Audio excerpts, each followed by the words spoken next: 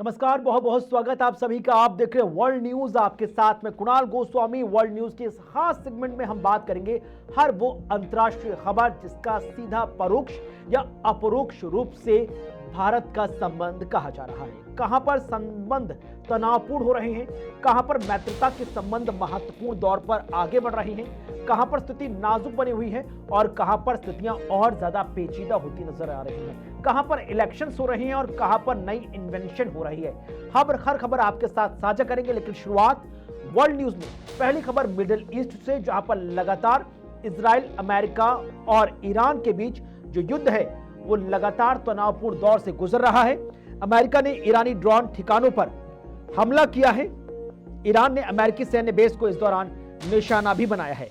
अब तनाव के कारण अंतर्राष्ट्रीय तेल कीमतें लगातार बढ़ती हुई नजर आ रही हैं। दोनों देशों के बीच युद्ध रोकने की लगातार बातचीत भी जारी है और इसी बीच खाड़ी क्षेत्रों में सुरक्षा को लेकर चिंता अब बढ़ती हुई नजर आ रही है। तो इस वक्त की बड़ी महत्वपूर्ण खबर, जहां पर अमेरिका ने ईरानी ड्रोन ठिकानों पर हमला किया। हाल फिलहाल में ईरान के अंदर रिजीम को लेकर भी काफी हद तक एक हसल नजर आ रहा है। मौजूदा रिजीम और IRGC के बीच, उन तमाम चीजों के बीच अमेरिका की तरफ से ईरान पर हमला, जहां पर ड्रोन ठिकानों को तबाह करने का प्रयास किया गया है और ईरान भी लगातार अमेरिकी बेसिस को और अमेरिकी उपकरणों को निशाना बना रहे हैं।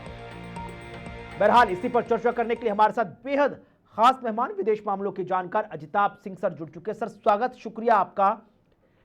28 फरवरी 2026 से शुरू हुआ युद्ध लगातार अब जून में प्रवेश कर चुका है। कई जानकार तो कह रहे थे कि हो सकता है कि मई के लास्ट वीक में या लास्ट 5 डेज में कोई स्ट्रॉन्ग कंक्लूजन निकलकर सामने आए, लेकिन अब मई भी समाप्त हुआ, जून का आगाज हुआ और स्थितियां अब भी जस की तस बनी हुई हैं। देखिए कुणाल जी, स्पष्ट है जब तक दोनों पक्ष अपनी जिद पे अड़े हुए हैं।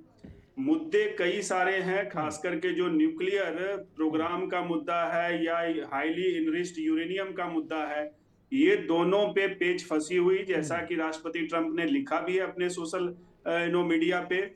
अब दूसरी तरफ ईरान भी अपनी पकड़ जो हॉर्मुज पे उसने बना रखी है, जो हॉर्मुज को एक तरह से कह लीजिए कि WMD का मैं कहता हूं वो बना रखा है, तो उसकी वजह से दोनों तरफ से ये रसाकसी चल रही है। अभी जो लेटेस्ट अटैक की जो आपने बताई बातें, उसमें बेसिकली जब ईरान ने अमेरिका के एक MQ-1 ड्रोन को मार गिराया, उसके जवाबी कार्रवाई में अमेरिका ने अटैक किया और फिर उसका पलटवार करते हुए ईरान ने अमेरिका के सैन्य अड्डों को, जो शायद कुवैत के अंदर है, वहां पे अटैक किया है। तो ये दोनों तरफ से एक तरह से कह लीजिए वर्चस्व की लड़ाई और अपना कंट्रोल दिखाने की जद्दोजहद चल रही है और इसके बीच दुनिया तेल के फेर में पिसती जा रही है। ठीक, अब मौजूदा वक्त में, क्योंकि कल एक दो दिन में लगातार हम स्टेटमेंट्स को भी लगातार टटोल रहे थे, चाहे अमेरिकी रक्षा मंत्री पीट हेग्सेथ हों या उनके विदेश मंत्री मार्को रूबियो हों, चाहे हम बात खुद कुशनर की कर लें या फिर डेप्यूटी वाइस प्रेसिडेंट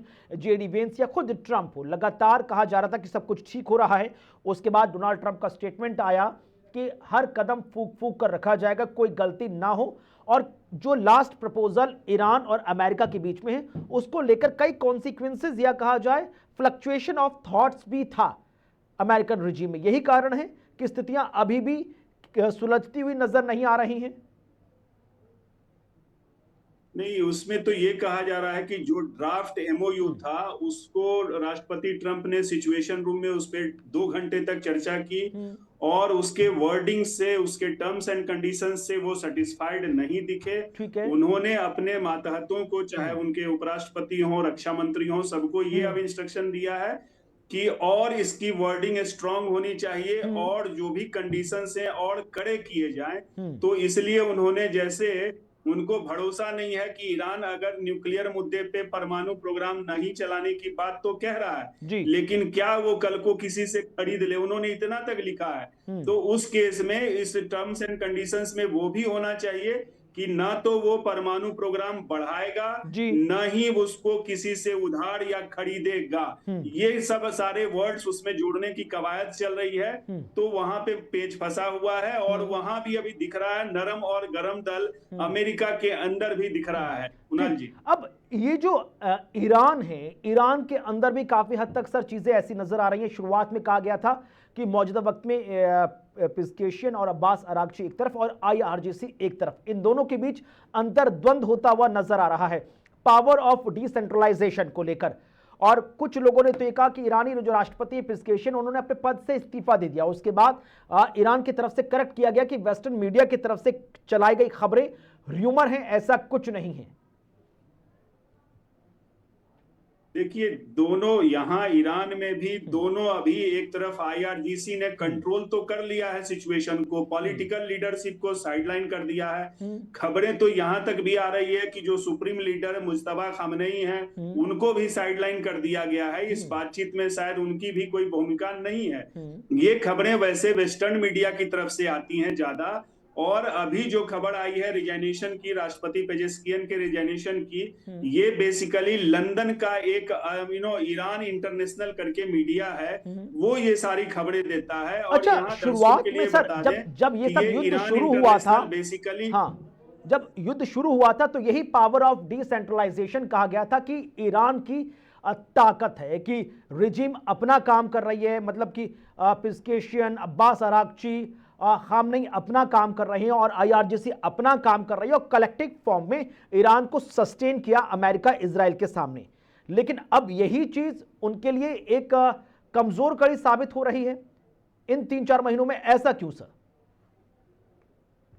देखिए इसको कमजोर कड़ी नहीं, डिफरेंसेस ऑफ ओपिनियन होना स्वाभाविक है, खास करके जब ईरान की इतनी तबाही हुई है, बर्बादी हुई है, आर्थिक रूप से भी, सामरिक रूप से भी, मिलिट्री भी, तो ये डिफरेंसेस होना लाजमी है। यहाँ आईआरजीसी चाहेगा, कोशिश करेगा ज्यादा से ज्यादा कंट्रोल करें। वो देख लीजिए पाकिस्तान वाली हालत हो रही है, जैसे पाकिस्तान में आर्मी का दबदबा हमेशा से रहता है इनडायरेक्टली, तो मोर और लेस वो चीजें यहाँ बनती दिख रही है। नहीं कर पाई और पाकिस्तान इकलौता ऐसा वाहिद देश है जहां पर आज तक सरकार अपना टेन्योर नहीं कर पाई। बहरहाल इसी बीच बड़ी खबर सीधे इजराइल और लेबनान से जुड़ी हुई, जहां पर इजराइल ने एक बड़ी घुसपैठ की है लेबनान के अंदर, काफी अंदर तक घुस गई है आईडीएफ। ऐतिहासिक ब्यूफोर्ट किले पर सेना ने कब्जा भी कर लिया है। तस्वीरें भी सामने आ चुकी हैं, तस्वीरें जरा दिखा दीजिए, जहां पर लेबनान पर हमले के बाद तनाव बढ़ गया है। यही वो ब्यूफोर्ट किला है जो दक्षिणी लेबनान में काफी महत्वपूर्ण पोजीशन रखता है, काफी हाइट पर है। इससे ईरान का बहुत बड़ा इलाका देखा जा सकता है, कंट्रोल किया जा सकता है, ऑब्जर्व किया जा सकता है हर एक तरह की सामाजिक और सैनिक गतिविधि को लेकर। अब कहा गया है कि इजरायली सेना ने लेबनान के अंदर, जो साउथ लेबनान है, उसमें काफी हद तक अंदर घुसपैठ की और ब्यूफोर्ट किले पर कब्जा कर लिया। अब यूएनएससी में एक आपातकालीन बैठक भी बुलाई गई है और वैश्विक नेताओं से शांति की अपील भी की गई है। डॉक्टर अजिताभ सिंह सर, ये कितना महत्वपूर्ण है, क्योंकि दक्षिण लेबनान का ब्यूफोर्ट किला जो अपनी हाइट की होने की वजह से उसका सबसे बड़ा एसेट है, इस पर कब्जा करना किस निगाह से आप देख रहे हैं? इजरायली सेना की या इजरायली सरकार की सबसे बड़ी ताकत, और जब लेबनान के नजरिए से हम देखें तो उनको कितना बड़ा लॉस? देखिए ये व्यूपोर्ट जो किला है, ये इस पे कब्जा करना बहुत ही सामरिक रूप से कह लीजिए इजराइल की शक्ति बढ़ाता है, उसकी मॉनिटरिंग पावर जो है हिजबुल्लाह को कंट्रोल करने की वो बढ़ा देता है। क्योंकि ये किला देखिए यूनेस्को प्रोटेक्टेड ये एक हेरिटेज साइट है और 1982 से 2000 तक ये इजराइल के कब्जा में था। 2000 से इजराइल ने वहां से हट गया तो लगभग 25 साल बाद फिर इजराइल ने इस पे कब्जा कर लिया है। ये पहाड़ी पे चूंकि ये स्थित है तो वहां से बेका वैली, इजिप्ट का जो एरिया है और सीरिया का जो एरिया है, गोलन हाइट्स वगैरह, ये सारे पे नजर रखी जा सकती है और इजराइल को एक बहुत ही सामरिक बढ़त दे देगा हिजबुल्लाह को कंट्रोल करने में, उसको दबाने में, उस पे आक्रमण करने में। ये बहुत ज्यादा सक्षम वहां पे इसको बनाएगा इजराइल को, क्योंकि अब इजराइल 30 किलोमीटर अंदर तक जाके लितानी नदी के पास जो ये है किला, ठीक है। वहां तक कब्जा कर लिया और उससे भी आगे जहरानी नदी तक वो तैयारी कर रहा है कंट्रोल करने की और अपना जो एक बफर सिक्योरिटी जोन बनाने की, ये उसी का प्रयास है और इसमें ठीक। वो काफी सफल होता हाँ। दिख रहा है। ये इजराइल के लिहाज से, आईडीएफ के लिहाज से तो बहुत अच्छा है, लेकिन लेबनान के लिहाज से ये कितना बड़ा एक डिमेरिट साबित हुआ है? क्योंकि लेबनान ने तो अब यूएनएसओ में एक स्पेशल मीटिंग को लेकर एक प्रपोजल भी रखा है, वैश्विक शांति की अपील भी की जा रही है। आपको लग रहा है कि इन सब चीजों से काम बनेगा या बहुत देर हो चुकी है? नहीं, देखिए, लेबनान के तो ये टेरिटरी है, लेबनान के क्षेत्र में इजराइल का घुसना या उसका अधिकार होना ये यूनाइटेड नेशंस और जो अंतर्राष्ट्रीय नियमों के विपरीत है, तो इसको तो किसी तरह से जस्टिफाई नहीं किया जा सकता। हाँ, हिजबुल्लाह जो एक नॉन स्टेट एक्टर के रूप में जो कार्य कर रहा है और बार बार अटैक करता है इजराइल पे, उसको भी कहीं से जस्टिफाई नहीं किया जा सकता।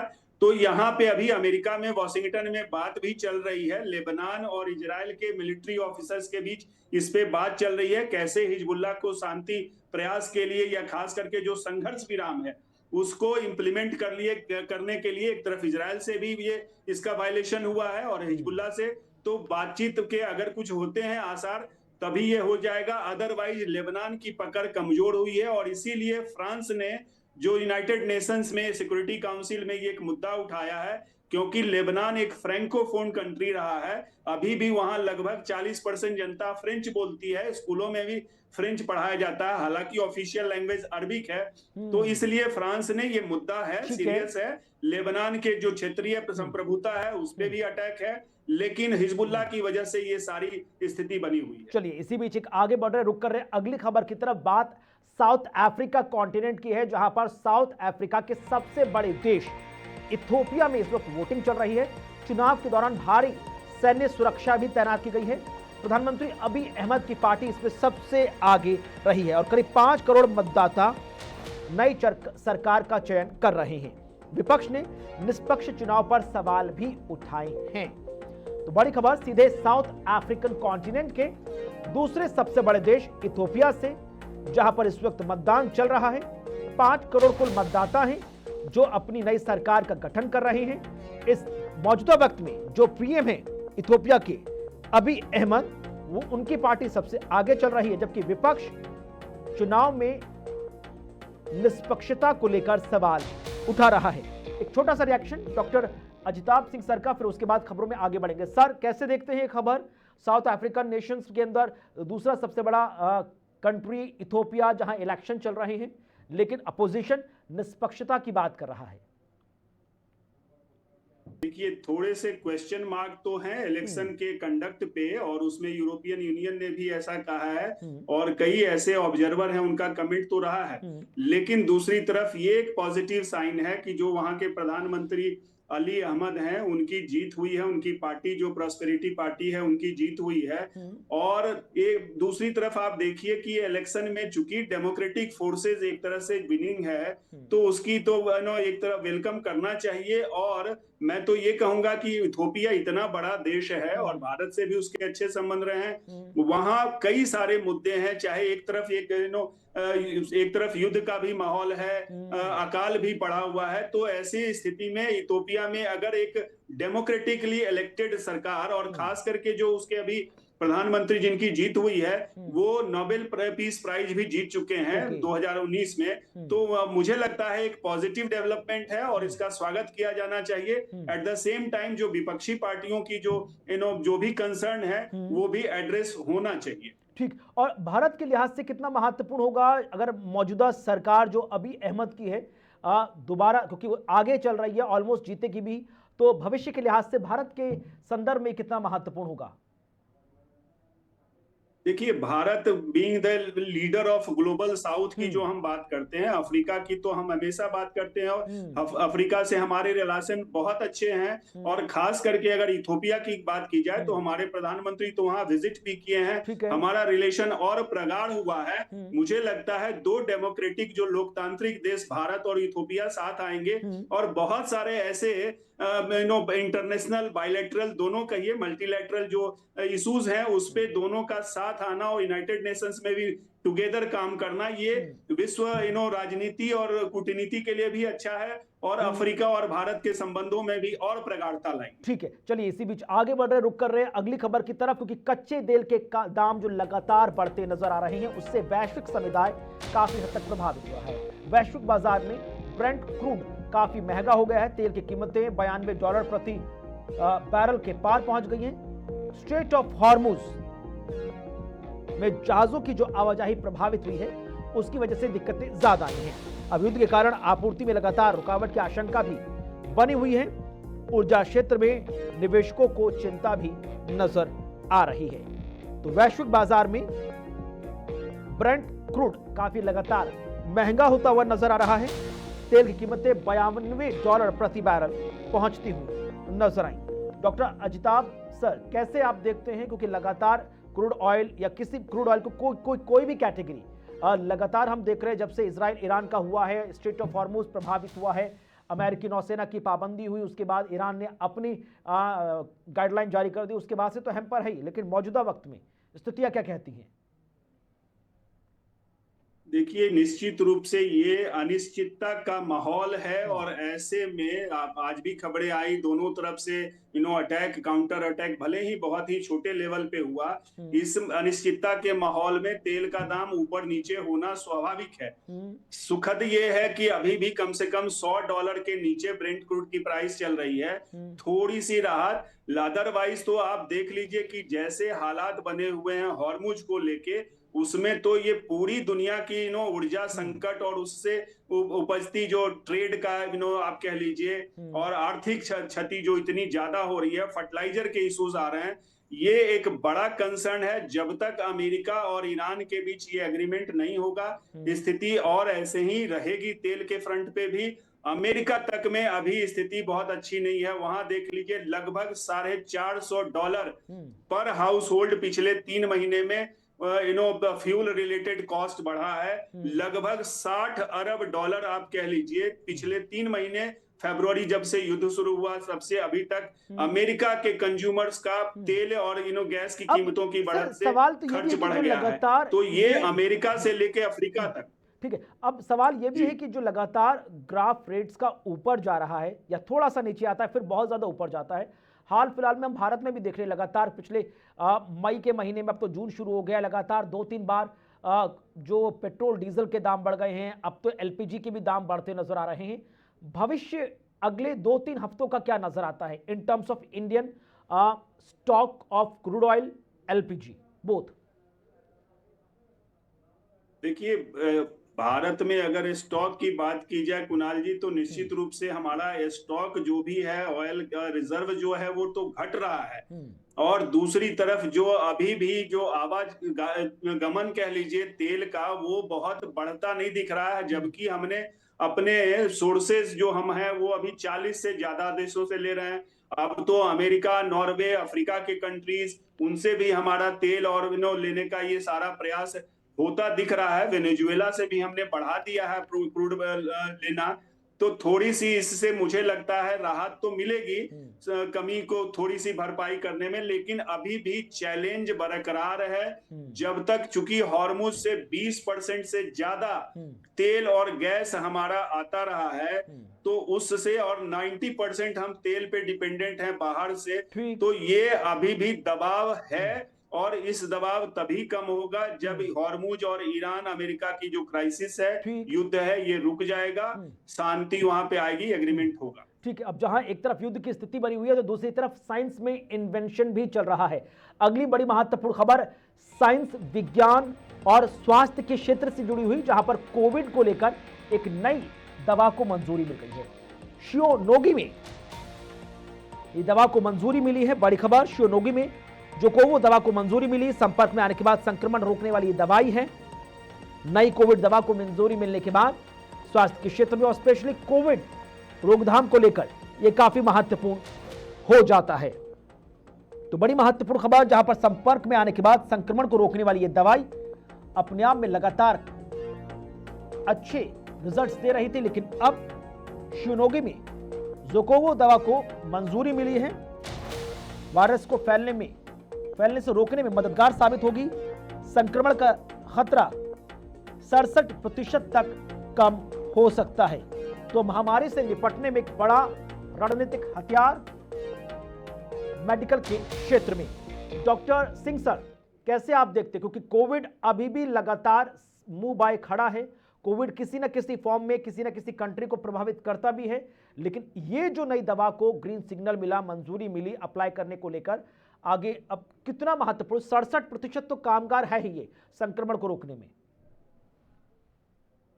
ये बहुत अच्छी खबर है कुणाल जी। जिस तरह से अभी हेल्थ के इतनी बड़ी महामारी और तबाही हमने जो देखी 2019-20 के से लेके अभी भी उसका खतरा बना हुआ है, वैसे में इस दवा का आना और जो ज्यादा इफेक्टिव है, तो और मुझे लगता है थोड़ा कॉस्ट इफेक्टिव भी होगा ये, तो और एडमिनिस्टर करने में भी ये आसान होगा। तो मुझे लगता है इससे दुनिया में जो स्वास्थ्य से रिलेटेड खास करके कोविड की जो चिंता अभी तक बनी है, उसमें थोड़ी सी ये राहत देने वाली खबर है। और मुझे लगता है अभी हाल फिलहाल में इबोला का भी जो एक विकराल रूप निकल के आया है वायरस का, उस पे भी कुछ काम हो रहा है। ऐसे जो R&D होते हैं और विश्व के कई देश मिलके इस तरह के डेवलपमेंट करते हैं, इससे मानवीय सभ्यता को, मानवता को एक बहुत बड़ा कंट्रीब्यूशन भी उसके लिए होगा।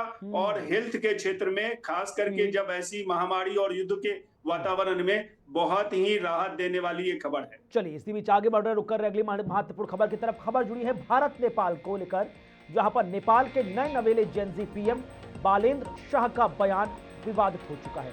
नेपाल के पीएम बालेंद्र शाह की टिप्पणी विवादित हो गई। कहा कि भारत के लोगों ने नेपाल की जमीन पर कब्जा किया, हमने भी भारत की जमीन पर कब्जा किया है।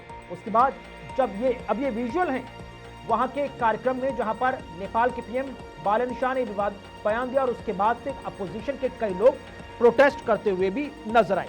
अब जब विवाद बढ़ा तो बालेंद्र शाह ने सफाई दी और कहा कि वो नो मैन्स लैंड में अतिक्रमण और क्रॉस बॉर्डर कब्जे से जुड़ा हुआ बयान दे रहे हैं। बड़ी महत्वपूर्ण खबर नेपाल से जुड़ी हुई, जहां पर अपने ही एक बयानों को लेकर नेपाल के पीएम बालेंद्र शाह विवादों के घेरे में आ गए हैं। अब डॉक्टर अजिताभ सिंह सर, कैसे आप देखते हैं बालेंद्र शाह का ये स्टेटमेंट? जल्दबाजी में दिया गया स्टेटमेंट है, सोचा समझा दिया गया कंट्रोवर्शियल स्टेटमेंट है, या उन्हें पता ही नहीं था कि वो क्या बोलने जा रहे हैं? नहीं, देखिए, नेपाल के प्रधानमंत्री का ये इम्पोर्टेंट स्टेटमेंट और वहां की प्रतिनिधि सभा जो वहां का संसद है उसमें उन्होंने दिया है, और वो भी विपक्ष के मांगों के बाद उन्होंने ये दिया है स्टेटमेंट। तो बहुत ही सोच समझ के और स्थितियों को समझते हुए, देखते हुए उन्हें स्टेटमेंट दिया है। और इस स्टेटमेंट का वेलकम किया जाना चाहिए। बायलैटरली इसको इंडिया और नेपाल को बेटी रोटी का हमारा रिश्ता है, तो हमें मिल बैठ के, और उन्होंने कहा भी है, बालेंद्र शाह ने ऐसा कहा भी है कि हम बायलैटरली इसको सुलझा लेंगे। और आज वहां की जो स्वतंत्र पार्टी, जो वहां की रूलिंग पार्टी है, उसके अध्यक्ष भी भारत आ रहे हैं। तो ऐसे में मुझे लगता है कि एक रिलेशन में बीच में थोड़ी सी दरार जो आ गई थी, वो अब संभलता नजर आ रहा है नई पार्टी के वहां सरकार में आने से। और हम एक दूसरे की चैलेंजेस को अगर नहीं समझेंगे तो इससे अहित तो हम दोनों का ही होगा। और ये भी जो उन्होंने स्टेटमेंट दिया है कि नदी जो है वहां, काली नदी जो हम लोग कहते हैं, उसकी धार बदल जाती है, उसका मार्ग बदल जाने से ये चैलेंजेज आते हैं। और हो सकता है कि उसमें कुछ एरिया उधर हो जाए, कुछ इधर हो जाए, तो उसको हम लोग मिल बैठ के अगर बात करें तो कई सारे ऐसे मुद्दे हैं जो अभी अनफॉर्चुनेटली नेपाल की तरफ से वो राजनीति थोड़ी सी गर्म हुई है वहां। वैसे में ये बहुत ही अच्छा स्टेटमेंट मुझे लगता है, और सोची समझी एक रणनीति या कूटनीति के को साथ लेके अगर इस पे बातचीत किया जाएगा तो निश्चित रूप से भारत नेपाल के संबंध और बेहतर होंगे। ठीक है, चलिए बहुत बहुत शुक्रिया सर हमारे साथ जुड़ने के लिए और इन तमाम महत्वपूर्ण खबरों पर अपना नजरिया पेश करने के लिए। इसी के साथ वर्ल्ड न्यूज के आज के सेगमेंट में इतना ही। वक्त छोड़ने से ब्रेक का, खबरें आगे बढ़ेंगी।